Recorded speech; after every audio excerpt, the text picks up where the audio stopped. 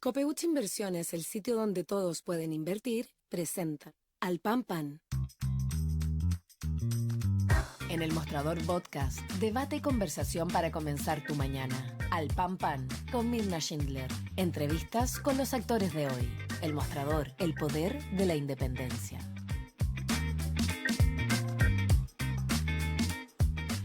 ¿Qué tal? ¿Cómo están ustedes? Muy buenos días. Comenzamos un nuevo capítulo de Al Pan Pan aquí por el mostrador.cl en una jornada clave donde en poco rato más serán formalizados el abogado Luis Hermosilla, la abogada Leonarda Villalobos y los funcionarios públicos, también Luis Angulo y los esposos de Leonarda Villalobos y los funcionarios públicos Patricio Mejías y Renato Robles, Servicio de Impuestos Internos y Tesorería General de la República, respectivamente, en el famoso llamado caso Hermosilla. Vamos a estar muy atentos a aquello y vamos a estar conversando en el siguiente bloque precisamente los alcances que esto tiene. Y solo para cerrar, contarles que también se ha producido otra información muy relevante, y es que el prefecto general Hugo Heger, subdirector de investigación policial y criminalística de la Policía de Investigaciones de la PDI, ha llamado a retiro inmediato al prefecto provincial de Cachapoal, Alex Zúñiga,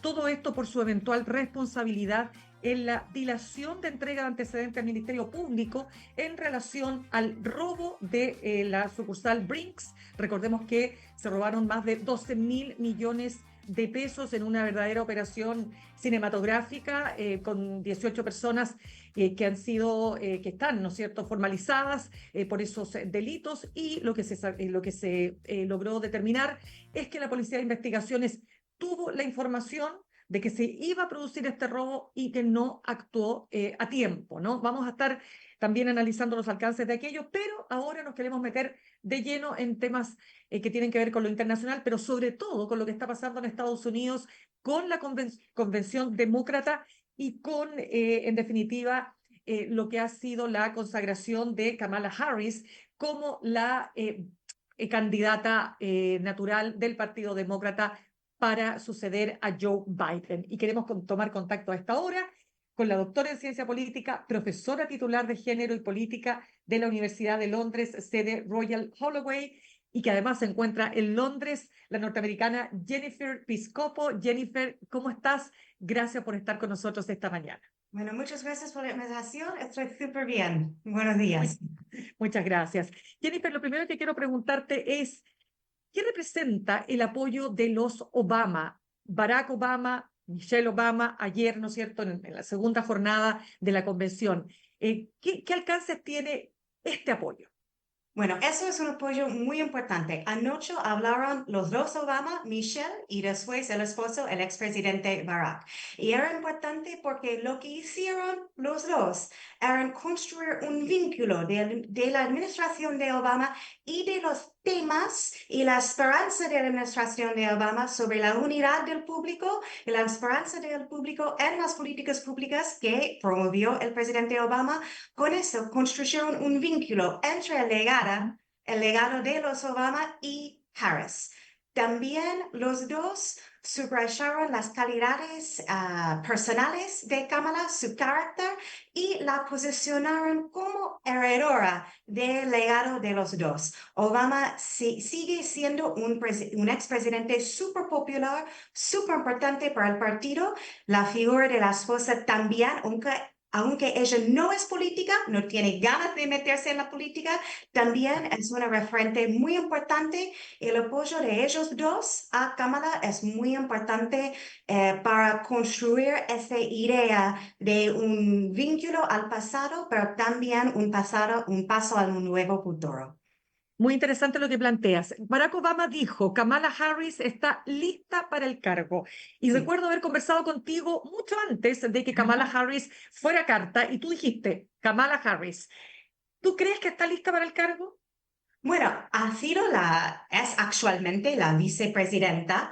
Anteriormente fue senadora, anteriormente fue con posiciones en el gobierno en el estado de California, que es un estado súper importante, súper relevante en el escenario federal de los Estados Unidos. Entonces, sí tiene el currículum para este cargo, es un currículum parecido a los otros que han llegado, ¿no? Tiempos en el Congreso, tiempos en el gobierno de los estados, y yo creo que sí está preparada y también con todo el apoyo de esas figuras con experiencia como Biden, como Obama, otros miembros del equipo que también son miembros del equipo de Biden y Obama, también van a tener la experticia en el equipo para lograr desempeñarse como presidenta si ganan.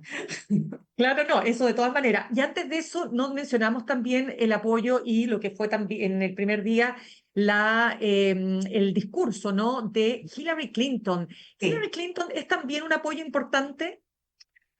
Para una generación dentro del partido, ella sí también es una figura importante. Y para ver a Clinton con la gracia de ser la perdedora de hace 8 años a Donald Trump y con el endorsement de ella nuevamente en ese nuevo momento, sí tiene importancia también en construir ese vínculo, ¿no? Con el pasado. Claro. Al futuro. Y Clinton dijo, por ejemplo, que la primera mujer para postularse para la presidencia fue la afrodescendiente Shirley Chisholm en 1972. No, después, primera mujer nombrada por el Partido Demócrata para ser la vicepresidenta Geraldine Ferraro. Después, primera mujer nombrada como candidata a la presidencia del Partido Demócrata Clinton. Y ahora Harris es construir, ¿no?, esa marcha de la historia al futuro.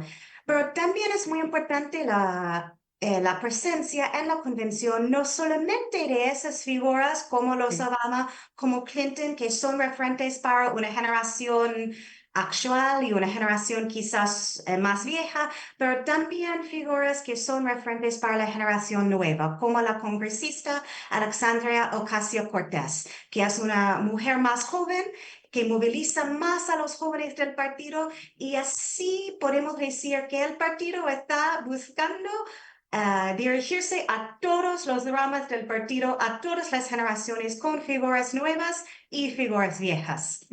Eso es interesantísimo. Ya, ahora entremos en la figura de Kamala Harris, Jennifer, porque quiero saber lo siguiente. Uno lo que observa es que algo pasó con Donald Trump, que después del atentado, ¿no es cierto? Y iba como, decimos en Chile, iba como avión. Y de repente uno nota, yo no sé si es una percepción muy subjetiva, pero uno nota que algo pasó y es como uno va, perdón, un Trump que estuviera descolocado, a ver, este no era el libreto que yo estaba, en el cual yo estaba participando. ¿Observas algo de aquello? ¿Se ve muy fuerte el contraste entre ambos ante un electorado que no sabemos, bueno, que finalmente va a votar?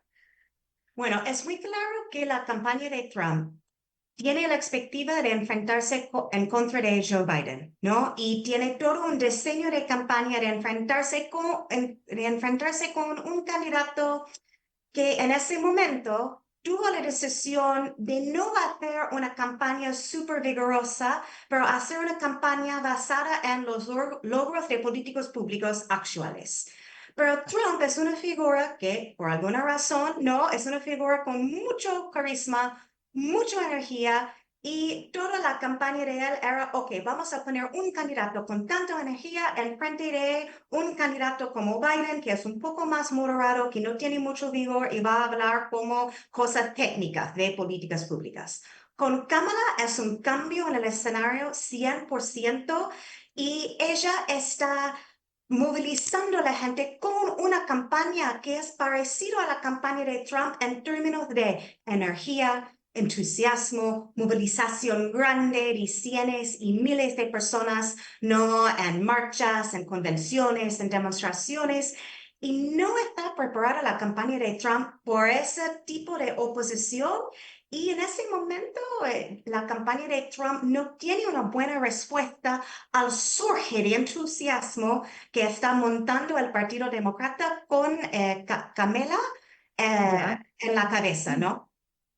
Claro, y ahí quiero preguntarte también, estamos conversando hasta ahora con Jennifer episcopo, doctora en ciencia política y profesora titular de Género y Política de la Universidad de Londres, desde precisamente Londres. Quiero preguntarte, Jennifer, hablemos ahora de las posibilidades que tiene Kamala Harris de lograr ganar, y particularmente en los estados, los swing states, los estados, ¿no es cierto?, que son aquellos que tienen la mayor importancia. Quiero saber, ¿cómo ves tú, bueno, aparte de las encuestas, ¿no? Efectivamente, Kamala está 2, 3 puntos más arriba, se mantiene aquello, ¿cómo hay que verlo? ¿Cómo hay que mirarlo? Bueno, seguro los y las escuchadores de su show, ¿no? Conocen muy bien que para ganar la presidencia de los Estados Unidos no es solamente una cosa de ganar el voto popular, pero también hay que ganar el voto popular en ciertos números de estados, porque es los estados que van a hacer el voto final, ¿no? En ese que se llama Electoral College para escoger el próximo o la próxima presidente de los Estados Unidos. Entonces, el voto es muy importante en esos estados que se llaman swing, que algunas veces votan por el Partido Republicano y otras veces votan por el Partido Demócrata. Esos estados, aunque no quizás tienen la población de estados muy poblosos como California, tienen un peso muy importante, ¿no? Porque el voto popular en los Estados Unidos está mediado por ese voto por estado en el Electoral College. Entonces, la pregunta es, ¿puede ganar Kamala en esos estados importantes? Son estados como Minnesota, el estado de origen del gobernador Tim Walz, que ya es el candidato al vicepresidente en el mismo boleto como Kamala. Entonces, escoger a Walz era una estrategia de tratar de ganar esos estados, de tener un representante en el boleto de esos estados que son del Midwest, digamos. Correcto. Yo creo que sí se puede ganar con los votos, lo que es muy importante porque no tenemos voto obligatorio. Entonces, lo que es muy importante en la elección es que todos los votantes salgan a votar. Muchos análisis estadísticos dicen, si salgan los apoyantes del Partido Demócrata en esos estados swing, sí se puede ganar. La pregunta es si salgan. Eso es porque es muy importante la convención para movilizar el entusiasmo para la candidata, para movilizar la voluntad de los delegados de regresar a sus estados swing y seguir haciendo, ¿no?, el trabajo de caminar puerta a puerta en todos los barrios, ¿no?, diciendo, ok, la elección es, ¿no?, la primera martes de noviembre van a salir y votar, ok, hay que prometer salir y votar. Y el juego del Partido Republicano es el opuesto. Ellos van a buscar disminuir, ¿no?, el voto de la gente en esos estados con estrategias de impedir el registro de los votantes o tratar de decir, como está pasando en Texas en ese momento, que algunos votantes que sí son registrados no son registrados, tienen que rehacer el registrado. Entonces, el juego es sobre quién va a votar en noviembre.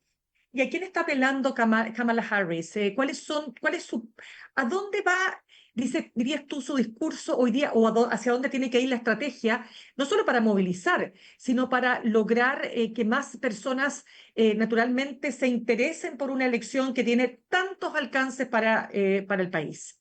Bueno, está usando algunos slogans, dichos, que yo creo que son muy eficaces en ese momento. En comparación de la estrategia del entonces candidato Biden, que era enfatizar cosas técnicas de políticas públicas, Harris está usando mensajes claros, simples, respecto a lo que es la decisión en esa elección.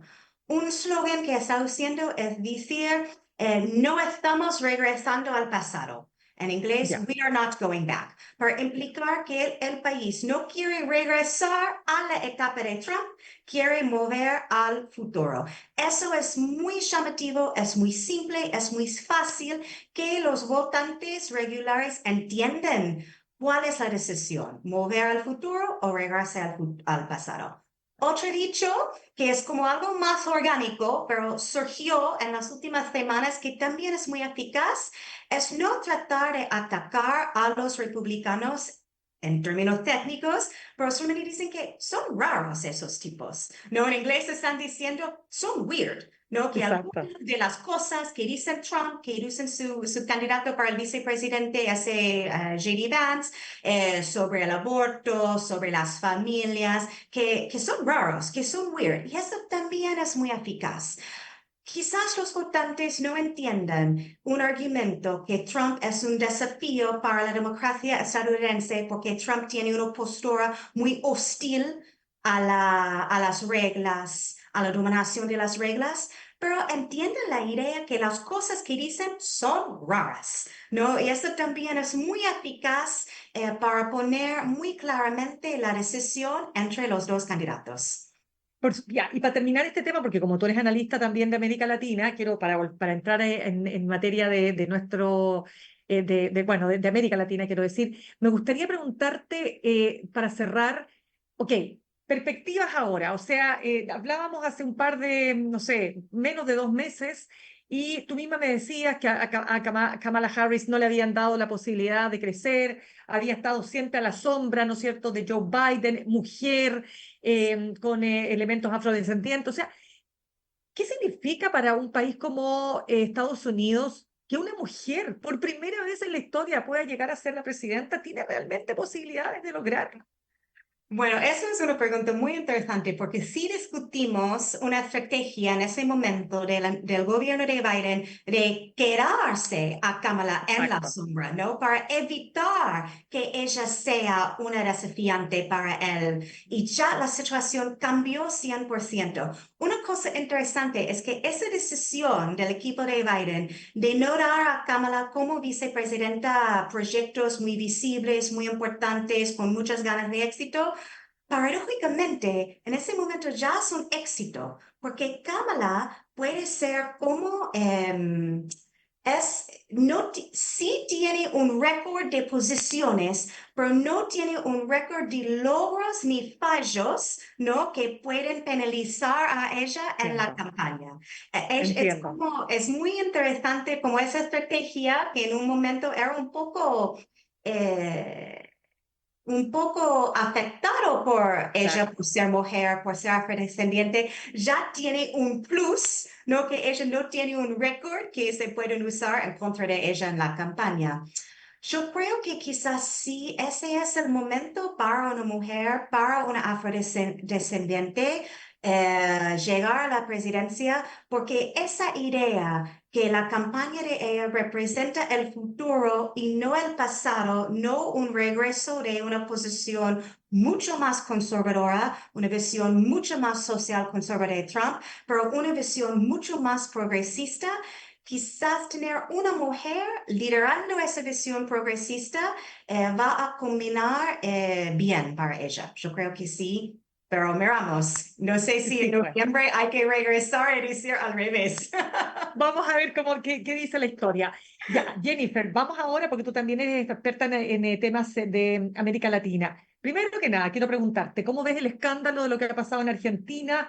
Cada día hay más informaciones respecto del actuar del expresidente Alberto Fernández en relación a las mujeres, en especial hacia su ex esposa Fabiola Yáñez. ¿Cuánto ha puesto en duda lo de su gobierno feminista, ¿no? Porque eso se ha tratado de instalar.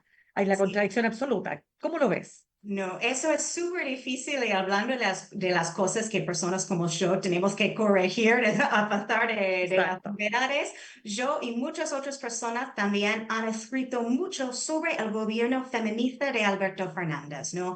El apoyo que el entonces presidente Fernández dio no solamente a la legalización del aborto, pero a muchas iniciativas muy importantes para el empoderamiento económico de las mujeres, inversiones en pensiones para mujeres, avances en términos de la calidad de la ley, de la implementación de las leyes para enfrentar en contra de la violencia en contra de las mujeres.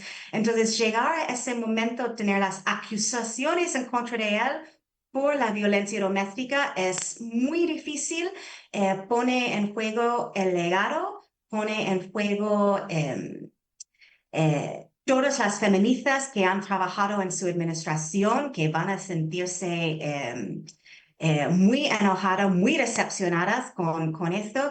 Y también, más allá de temas de mujeres en la agenda feminista del gobierno, es muy malas noticias para la oposición en Argentina en ese momento, porque va a fragmentar aún más la oposición y la habilidad de la oposición montar una respuesta a los programas de Milei, que en términos de políticas públicas son claramente antifeministas, políticas públicas antifeministas de Milei. Entonces es una situación muy difícil en Argentina en Sí. este momento. De hecho, te agrego lo siguiente. Mira, publicó el diario Clarín el 14 de septiembre de 2021, tras la derrota en las elecciones PASO, que son estas primarias, la entonces vicepresidenta Cristina Fernández le advirtió al entonces presidente Alberto Fernández, a los gritos, que, comillas, tenés que dejar de joder con las minas que traes acá, sos un pajero, pero sos el presidente. Empezá a controlar lo que haces en tu vida privada, porque todo el mundo lo sabe y nos vas a causar problemas a todos. Realmente es un tema complejo porque, insisto, o sea, es un gobierno que hizo, como tú lo acabas de describir muy bien, muchas cosas por la agenda de género, ¿no? De mujeres. Y esto, claro, viene a empañar. Difícil salir de estas acusaciones, ¿no es así? Es decir, que no empañen, digo, lo bueno que se hizo respecto de las mujeres, ¿no? Si la dificultad en la política es separar las políticas públicas de las personas.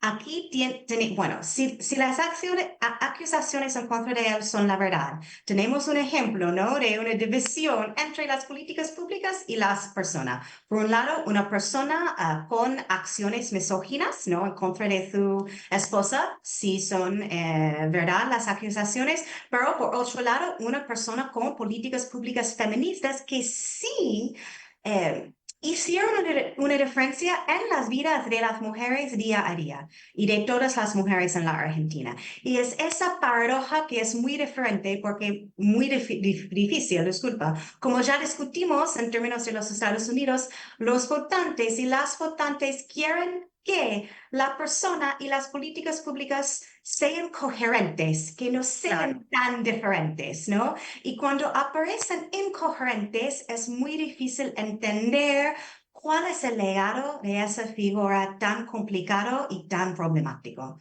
como Oye, qué quizás el interesante. expresidente Alberto Fernández. Totalmente de acuerdo. Y eso es un tema que no solo ocurre en Estados Unidos, como bien dices tú, sino que es lo que está pidiendo en general las ciudadanías del mundo. Vamos, Jennifer, a otro tema que no puedo dejar de preguntarte y que tiene que ver con lo que pasa en Venezuela. A ver, como que de pronto se perdió la esperanza, no se van a entregar las actas de escrutinio. ¿Cómo ves la crisis que se genera después de las elecciones del 28 de julio? Bueno, es una crisis muy seria, pero hay algunas luces como la decisión de todos los y las votantes que votaron por la oposición de ir a las calles a pesar de las amenazas de las fuerzas de seguridad, de irse a las calles y montar movilizaciones, demostraciones para el voto que hicieron para la oposición. Y también vivimos en un mundo de escenarios de gris, ¿no? Por un lado, decisiones de un gobierno que son decisiones antidemocráticas, mucha evidencia en ese momento saliendo de no respaldar, ¿no? Lo que ha dicho Maduro, que ganó la elección. Hay mucha evidencia que no respalda ese dicho de él. Pero también en esa zona de gris, algunas esperanzas con la movilización, ¿no? Porque la democracia se sostiene a través de la gente que hace demandas para que sus gobiernos hagan las cosas de manera diferentes. Y yo en ese momento estoy mirando la oposición y el coraje de ellos y de los líderes de tratar de buscar un mundo diferente. ¿Y cómo ves, en definitiva, el apoyo que tiene Nicolás Maduro por parte de gobiernos como el chino o países como China o como Rusia, ¿no? Bueno, del escenario internacional no es claro si ese apoyo lo va a ayudar porque todo el mundo entiende, bueno, no todo el mundo, pero muchos países el mundo internacional, en el mainstream, digamos, entienden que Claro. esos no son países, Rusia y China, con récords muy fuertes de defender la democracia. Al opuesto, Claro. son países con récords de defender regímenes no democráticos. Exacto. Entonces, el apoyo de ellos solamente va a reforzar la perspectiva que Maduro no tiene la evidencia de posicionarse como ganador de la elección. No solamente va a reforzar la posición de los otros países, los Estados Unidos, Chile, ¿no? Incluso de Chile, que Maduro está actuando en una manera en contra de la democracia y la decisión de los y las votantes. Pero tú ves realmente a un régimen como el de Maduro, que tiene además el apoyo de las Fuerzas Armadas, entregando el poder, pactando una salida negociada con condiciones, por supuesto. Yo creo que hasta este momento la administración de Maduro no ha demostrado una voluntad de negociar, ¿no? Piensan que tienen la posición de poder, tienen como dijo, ¿no? Tienen las Fuerzas Armadas y es posible que la situación se resuelva en el status quo a pesar de la protesta que está tratando de montar la oposición. ¿Y ves alguna opción real de que, por ejemplo, Ignacio Lula da Silva tenga alguna opción? Porque también se decía desde el propio gobierno, lo decía otro alto dirigente, le están pidiendo demasiado a el presidente de Brasil, ¿no? Que puede ser capaz de resolver no resolver la crisis, pero de jugar un rol relevante. La dificultad es que, ¿qué hacemos el mundo internacional? Aún los países con presidentes o presidentas, pero más o menos presidentes con la posibilidad de negociar, pero ¿qué hacen realmente el mundo internacional en frente con esos líderes que no tienen los motivos de negociar? Podemos hablar de Maduro, podemos hablar de Netanyahu en Israel, podemos hablar de otras figuras, ¿no? Que son propios líderes de Rusia, de China, que puede tratar de presionarse, pero si no tienen los motivos de la composición de la política doméstica, de negociar, Exacto. Al fin del día la presión es simbólicamente importante, pero no va a lograr resultados porque esos líderes no tienen los incentivos domésticos de cambiar su camino de acción.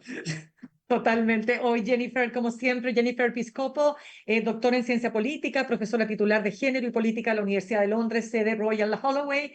Gracias una vez más nosotros habíamos conversado en otra oportunidad, pero gracias, como te digo, una vez más por estar conversando, ¿no? De estos temas tan importantes. Para nosotros también es interesante y muy importante, por supuesto, para el mundo. No es lo mismo si gana Donald Trump a que gane Kamala Harris. Así que gracias por estar con nosotros. Muchas gracias, que tengan buen día.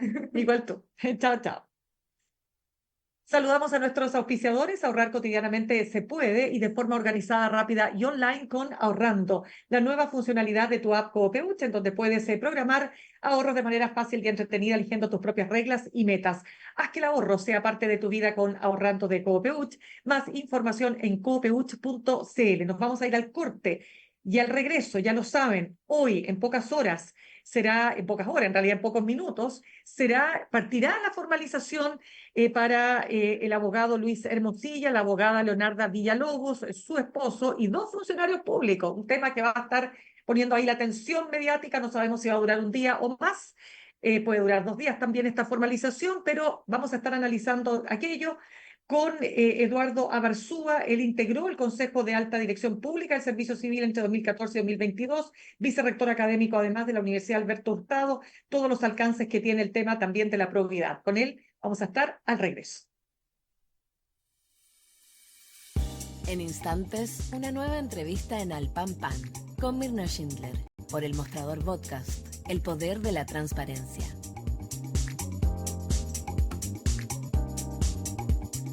En Coopeuch cada vez somos más